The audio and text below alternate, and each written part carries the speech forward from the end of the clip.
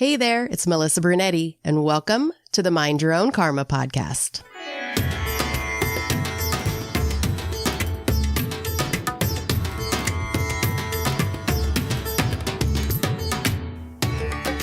Hey there, Karma Crew. Thanks for joining me for another episode of Mind Your Own Karma, the Adoption Chronicles. Today, I have a very interesting guest. Paul Fiscus is on the show today, and he is a birth father whose daughter got adopted right out from under him. Let me tell you a little bit about Paul. Paul Allen Fiscus III is a devoted father who brings a unique perspective to the discussion on adoption, parental rights, and judicial corruption, being the first parent in Kansas history to contest a private adoption to this extent. His unwavering determination and in-depth understanding of the legal intricacies surrounding adoption highlights the hurdles that natural fathers encounter when their infant child is placed for adoption without their knowledge.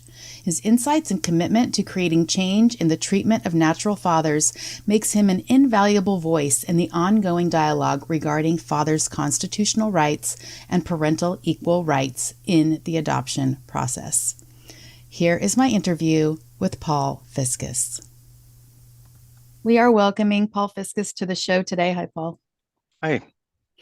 So this is such an important topic, and I just can't really wrap my head around what happened here. So let's just jump right into your story because there's a lot to cover. Let's start by talking about what was your relationship with the birth mother and how did you meet her? She was actually I had a second job delivering pizza for a Pizza Hut, and she was the store manager. Okay. And yeah, Things happened. things happen, and then we only dated for maybe 2 months. Okay. And And then she told you that she was pregnant, or how did that unfold?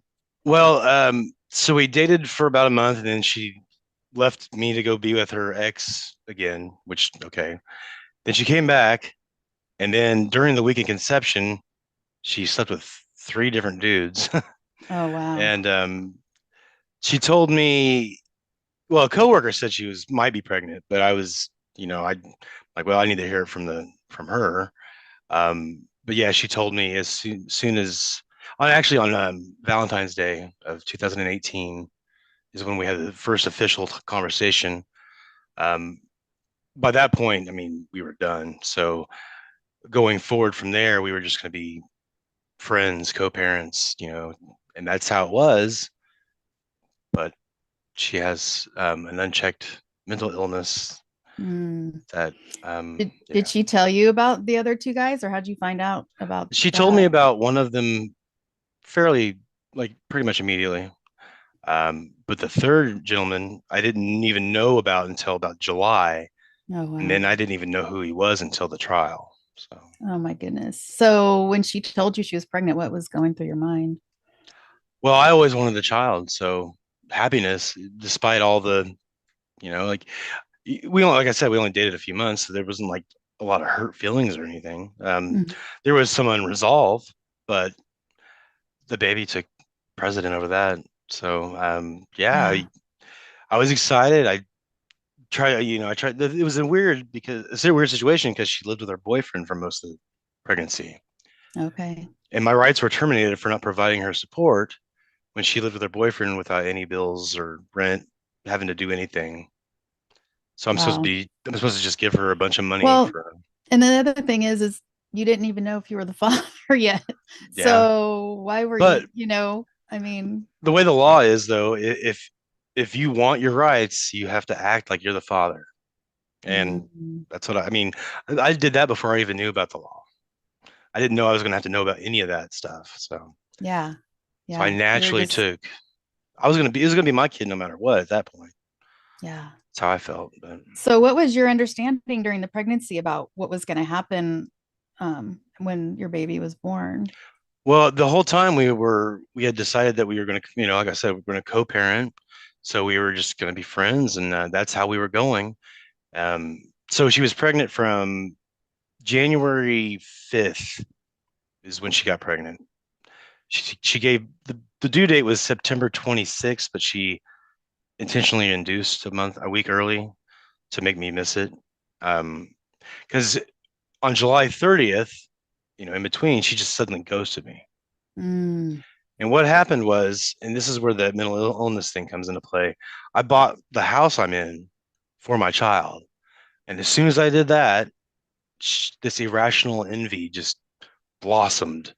Hmm. And she would rather sell my child than me be a better parent. I don't understand it. So So the whole time that she was pregnant, you never got an inkling that she wasn't going to keep the baby, and you weren't. no.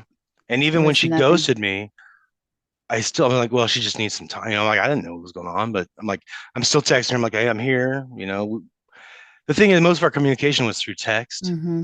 So she was a power move for her. Like she, if it was, if it made her look good, I was the father. If it made her look good, I was not the father. And Mm. she'd hold it over my head, and and it was unnecessary. I never understood what was going on. I'm like, why are you Yeah. even so? And I still don't know for sure. I mean, this whole, the irrational envy through her by she's bipolar, and I've done a lot of research on that, and that's where I came up with that because I don't know, Mm-hmm. but they do have irrationality. Yeah. I'll everything she said at trial was not true. Like I was insane, and I'm like, really. Um, it So, made. Go ahead, sorry. so how'd you find out your daughter was born? The mother's aunt texted me, and actually most of her family has been on my side this whole time, which is weird. It's been 5 years now. I've been fighting this for 5 years. Oh my gosh. So what did you do when you found out? I immediately, well, it's weird. I was talking to her aunt in person at the very same time the adoption attorney contacted me. And the first thing in my mouth is, I do not consent. I want to raise my child. Was that like a shock that you got that phone call? It was, well, here's another thing. I had just gotten into a bad wreck like a week before. Like I was Mhm. going to work and somebody just nailed me. It was so bad that I had a concussion. Oh wow. So I don't remember meeting my attorney. Oh my So gosh. all this was happening while I'm dealing with this concussion. Um, yeah, it was a shock. I mean, I was like, I don't understand. But I'm thinking the whole time, I'm like, well, I did everything I was supposed to do. So this is gonna be, Yeah, but no problem, right? as it kept going, I'm like, what, why? And then what? Yeah. And now here I'm 5 years, and I'm creating ways to fight for her now, which is odd, but they just like completely violated our rights, like all the way up to the Supreme Court. That's It's crazy. yeah. When did you find out that you were the father? How long down the road? Um, so she was born on September 19th. It wasn't until the beginning of November that we got I had the DNA results. And Wow. that's when I found out. Like, so the whole month of October, it was like this pull and drag. Like they kept trying to talk me out of. I'm like, no, that's my child. I But still want yeah, her. I still want yeah, her. So they ended up, instead of waiting until all this mess got settled and like putting her in foster care, they placed her with a family. Is that yeah. correct? Like every unethical thing that could happen pretty much happened. Um, she induced by a week early so that they could say that I did not file a paternity order or anything like that. So I missed the birth. My daughter was with this couple 2 days after she was born, Wow. and I didn't know she was born until October 11th. Oh my So, gosh. like for almost 3 weeks, I didn't know she was born. That's crazy. Did you get to, at some point, get to spend any time with her? Oh yeah, I altogether it was only 56 hours. But I kept fighting. At first it was 2 hours a week with a supervisor. Oh, wow. I'm like, I don't. Why is there a supervisor here? Yeah. The answer was, the reason was because based upon the situation. Like, what does that mean? Right. And the supervisors completely they would write reports and make it look like I was an idiot, like lie about me. Like it's just a gigantic, it's a machine. And Yeah. it's I'm trying to figure out who's making money here because there's got why were they fighting so hard? somehow the judges make money. And I have yet to figure that out. I know that through foster care, there's a way that the government pays the state, Yes. but for private, I can't find out. I don't, obviously they do, but I don't know how. Yeah. I don't understand why they fought me so. I mean, this is just it's just one child. Yeah. It's got to be money somewhere. I'm just, you know, scratching my head trying to figure out, like you It's said, why are they fighting so hard when there's really no evidence to?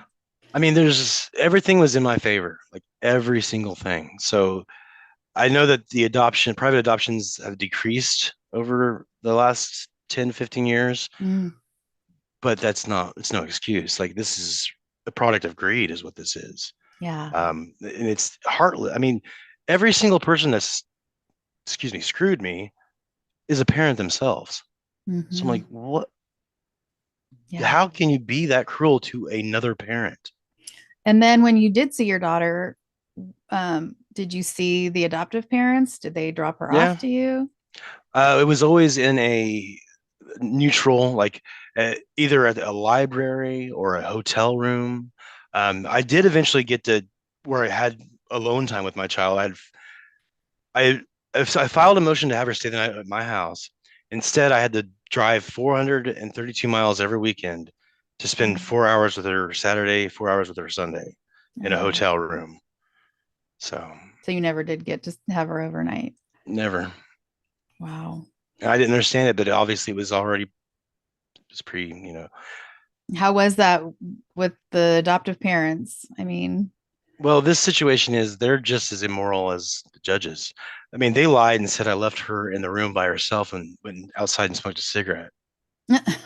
I'm like, they sat there and watched you. yeah, they were in the lobby waiting for me. Oh, Like, wow.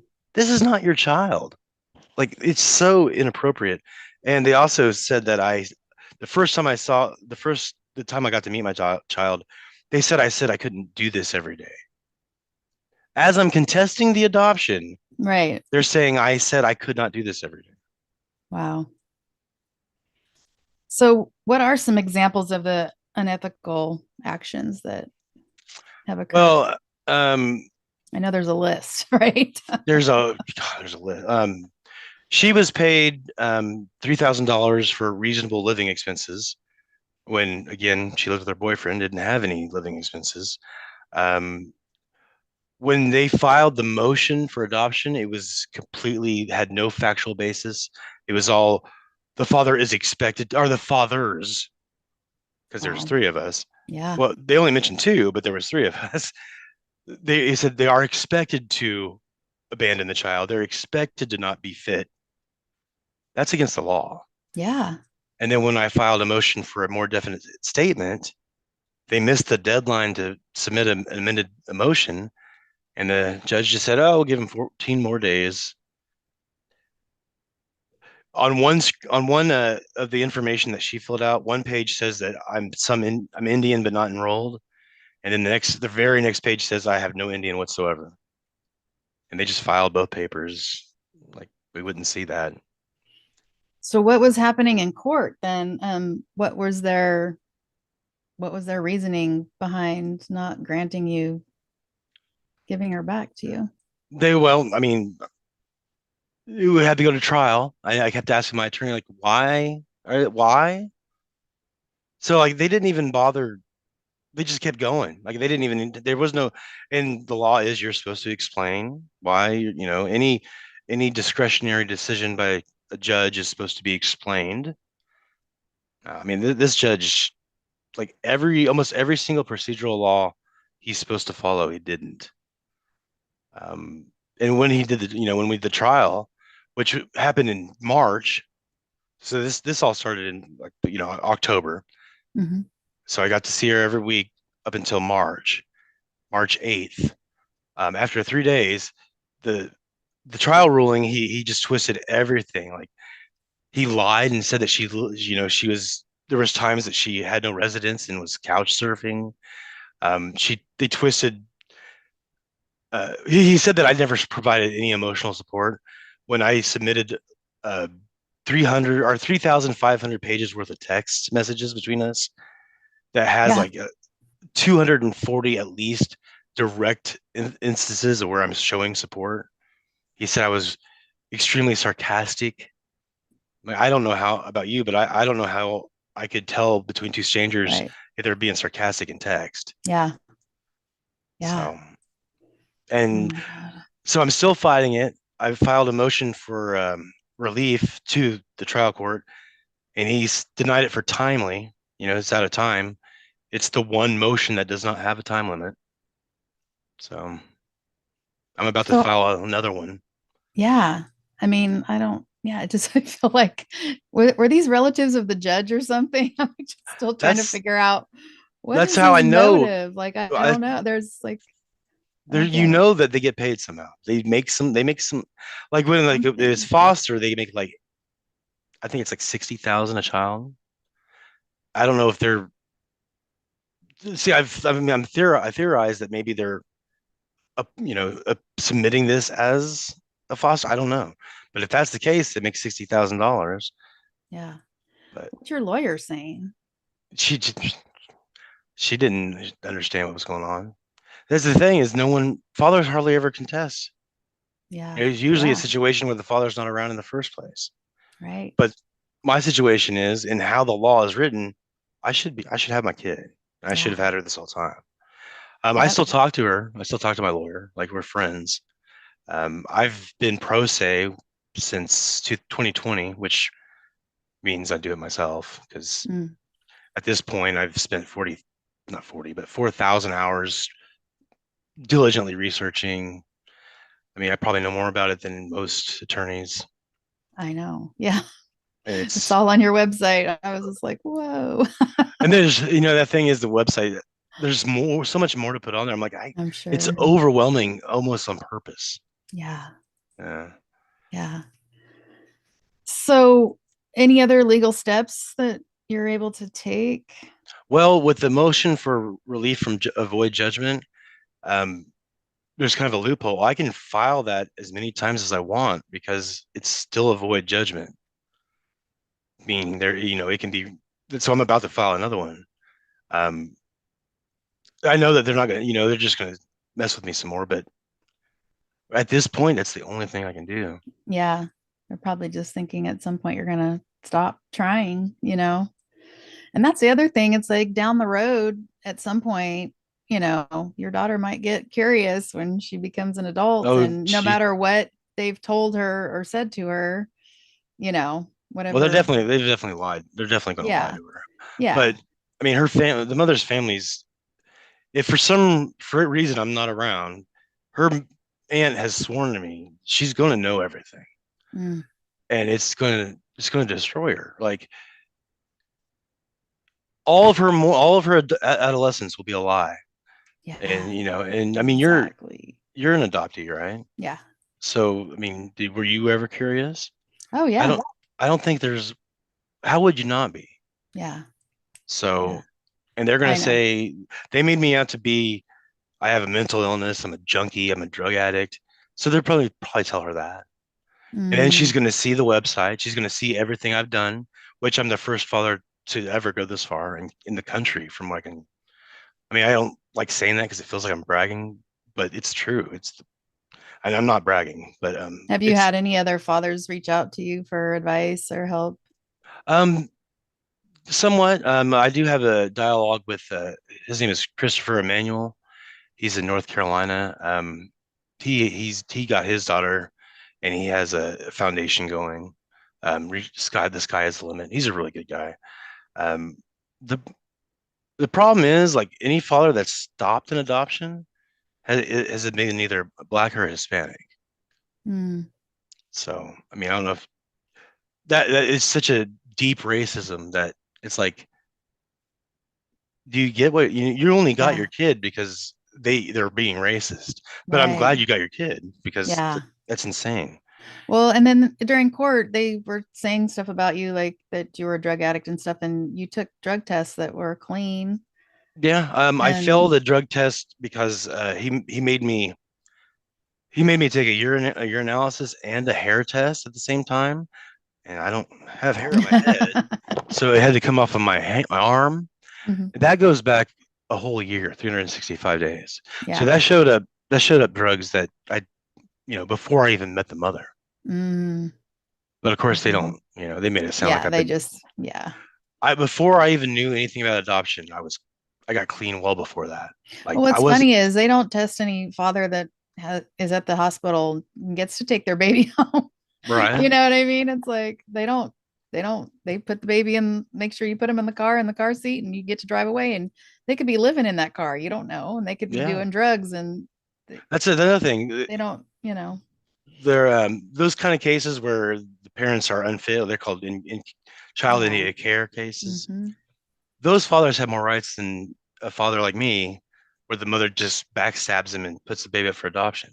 Yeah. So I mean, just they make money off of it somehow.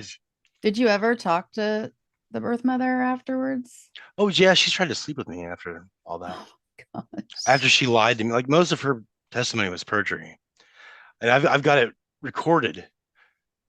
Like on Halloween of 2019, she was all like, "Come help me get my tire fixed." I'm like, "No." Yeah. I mean, I was keeping dialogue open just because I Yeah. was, but now she won't speak to me. I mean, she listened to the last with the one with Beth, Hmm. and she told me, "You need to keep my kids out of your crap." Oh Me wow. fighting for my kid is my crap. Yeah. Now, doesn't she have children that she kept Yeah, afterwards, because afterwards? the fathers aren't around. So why did So she end up wanting to give your daughter up and keeping them? because of me, she didn't want to share. And this is all assumption. I don't know, Yeah. but her family agrees with me, and everybody I talk to agrees with me. It's like, there's no other explanation. I'm not what they say I am. So And then the father of the two kids she kept, they're not in two different around. fathers. I've been told they weren't, but Mm. they could be. I don't know. I don't talk to her, Yeah. so So, she only emailed me because she heard about that. She listened to that podcast, and the only thing she said was, "Keep my current children out of your mouth." Like, so all that other stuff I said, no, that's all true, obviously, because you don't. yeah. Oh my gosh. So how has all this affected you and affected your family? And Terribly. I mean, I have PTSD. I've had several jobs where I'm more than qualified. I went to medical school. I'll just start bawling. I'll just start nothing like weird things trigger it. Mostly yeah. it's a memory. Mm, I'm like I'm haunted. It's CPTSD. I haven't been officially diagnosed, but obviously I like to do research. So from what I can tell, it's CPTSD. Um, but yeah, it really feels like I'm haunted. Um, I I'm distracted all the time. I hardly ever sleep. mm, My girlfriend says I cry in my sleep. It's like it's crazy. It's also legal. There's a thing called legal abuse syndrome, which works in there somehow. I've seen two psychiatrists or therapists. The second one, I only saw her 3 times, and every time she was just like, at the end of every session, she's like, I don't know what to do for you. I'm like, oh my gosh. That's I so mean, what frustrating. it is like, what can they do for me though? It's Yeah. situational. Right. Like the only thing that's gonna fix it is to get my child. So Yeah. Right. I don't know, How but about your yeah. family? I mean, how are they Well, I dealing with mean, it? my mom cries because she's never met her granddaughter. My brothers, like they don't know what to say to me. Like a lot of my family and a lot of my friends, they can't believe what's happened either. So I understand it sucks, but I understand that they kind of backed off. Like hardly anybody ever talks to me, and I get it. When I talk to them, I try to avoid this at all costs. But also, they also do support me. Like like on Facebook, I post stuff Mhm. about this on Facebook, and yeah, I mean, it's what can you say? Yeah. Do you have any children after her daughter? Just her. Me and my No. girlfriend are trying now, but it's Yeah. So where is the case currently?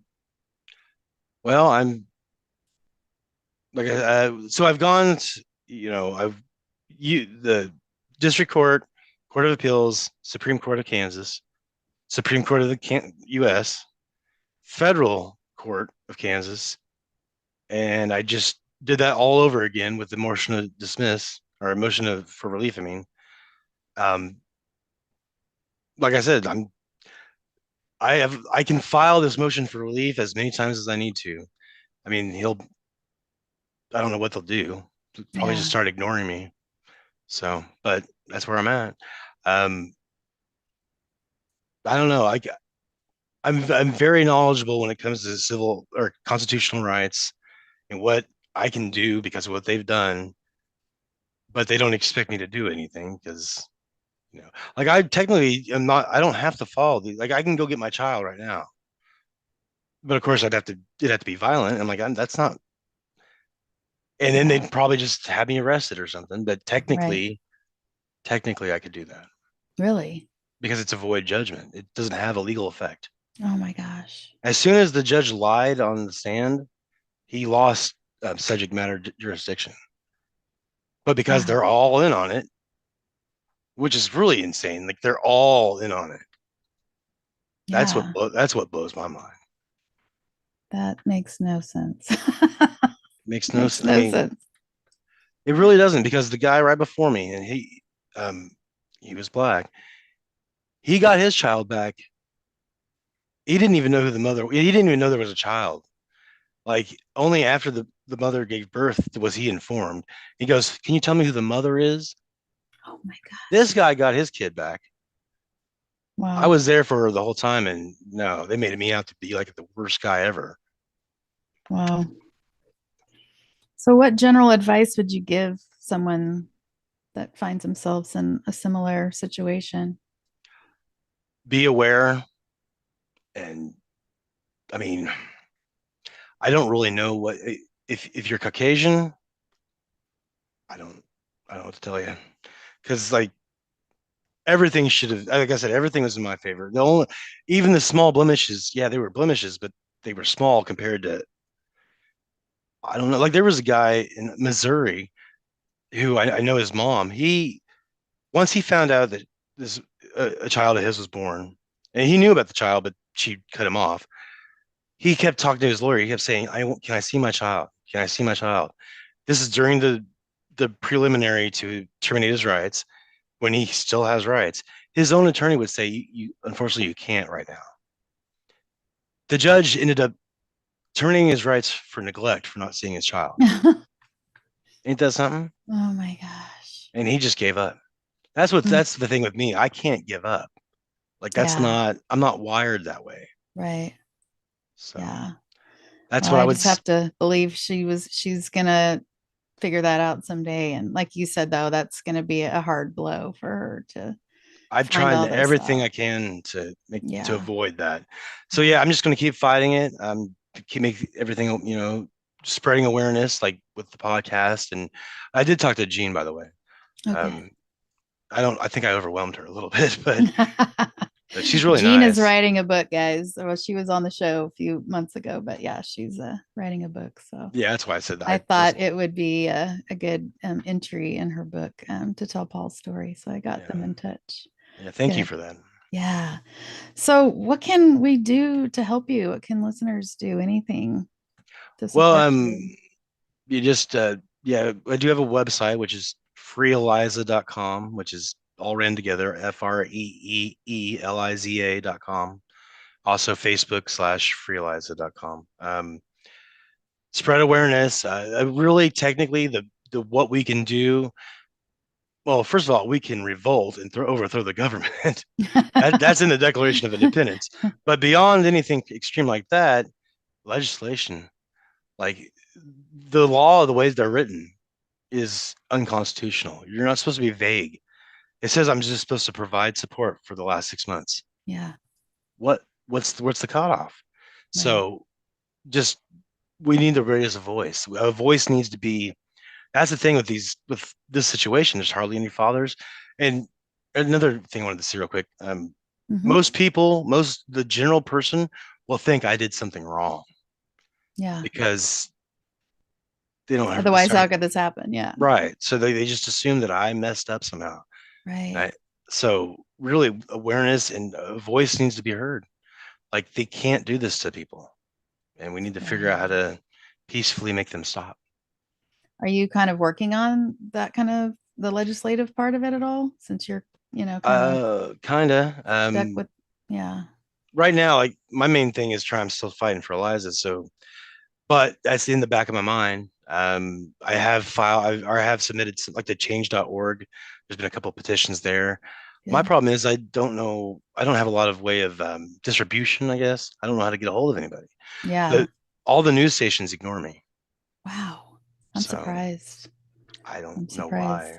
Yeah, I just don't know, like if there's some lawyer listening that they could help you, or That's what I'm trying to do. I mean, I'm so thankful for you inviting me on, because that's hopefully with this is what I'm trying to get that awareness out there to see if not only see if somebody can help me, but also help other fathers and help, because this shouldn't happen. Right. I mean, that's crazy. So if you could say something to your daughter, what would you want her to know? I love her. And she should be here with me. Yeah. Yeah. All right, I'm going to cry. That's okay. Any other, anything else that we didn't I'm sure there is. I have a whole list, but now that I'm in here doing it, I'm trying to see if there's anything like it has to happen. Well, I mean, like I said, there was a whole bunch of unethical stuff, but really, besides that long list of that, there isn't anything that is desperately needs to be said. So, just to be aware and Well, thank you for coming on and telling your story, because I know that you're probably not the only one out there, dealing with this. And like I said, it's just unbelievable that something like that is going on right now, and that there's really no recourse. It's blowing my mind. The other thing that blows my mind is that they expected you to, have some support when you didn't even know you were the father, first of all, in a time you didn't even know. And you did the best you could. And then placing her in a home before anything was settled, that. Well, it was settled though. That's the thing. It was already settled in their mind. Yeah. But that's another thing. Like any father is like the best advice, keep fighting. Just don't give up, because that's what they want you to do. Oh yeah. They probably think that, over time that you will. Yeah. Well, I mean, no. So yeah. Well, I hope you get some kind of resolution. Somebody hears this. I don't know. I hope somebody can help you in some way. And if not, just help, like you said, with the legislation, and that's the plan. Like if I can't get her, I'm going to be right there in the face, advocate, hopefully I'll be the oh crap, I can't think of the word. The cataclysm, I'm going to be the poster child for right. The catalyst. The catalyst is what I meant to say. Yeah. Yeah. So, well, good luck, Paul, and thanks for coming on the show. Thanks for having me. When I heard Paul's story, I had to get him on the podcast. I feel like it's the only way that I can help get the word out that these things still happen. And in the middle of it all is a little girl whose family wanted her, and somehow the system failed everyone, and she ended up being adopted, which I just don't understand how that can happen when the father hasn't even been determined yet. But his rights were taken away before he even knew that he had any legally. I don't know, I'm just blown away by this story. Thanks again, Paul, for coming on the show. And at this point, I just hope whatever happens is in the best interest of your little girl. Now, to all of you listening, have you been thinking about telling your adoption story on a podcast? Get in touch with me at mindyourownkarma@gmail.com, and let's get your story on the podcast. If you are feeling stuck in your adoption journey, go to somatichealingjourneys.com, where you will learn about a new somatic therapy called Somatic Mindful Guided Imagery. It is a quick, easy, and gentle therapy that is proving to be highly effective in dealing with trauma. Again, go to somatichealingjourneys.com to find out more. As always, take what you need and leave what you don't. And always remember to mind your own karma. I'll see you next time.